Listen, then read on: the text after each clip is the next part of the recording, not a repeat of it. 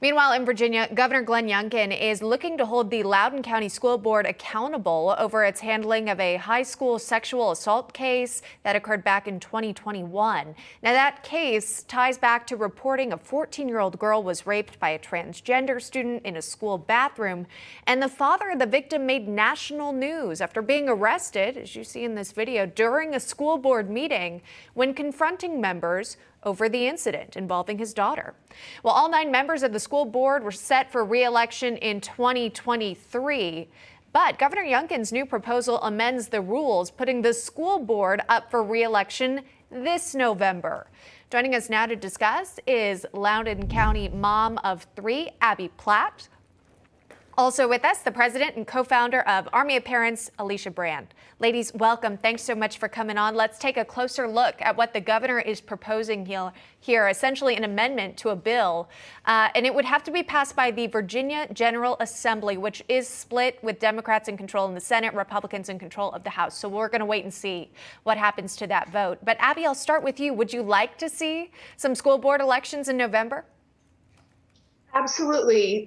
This school board has, for the last couple of years, has really terrorized our children, and they're creating a wedge between families and the school, which is just really so disappointing. You know, they're telling us that we don't have a say in what happens in our children's education, and it's time for them to have some accountability and to show up and be held accountable. Sure. We've seen, Elicia, a lot of parents coming out, mama bears, papa bears. They're attending these school board meetings because they're frustrated with how these school boards are operating. Do you think they would show up to an election if it were to be held this November? And do you think they'd be passionate enough to maybe replace some of the members? I think it would be the biggest election you've ever seen. It is time that we hold our school board accountable to the parents, to our children.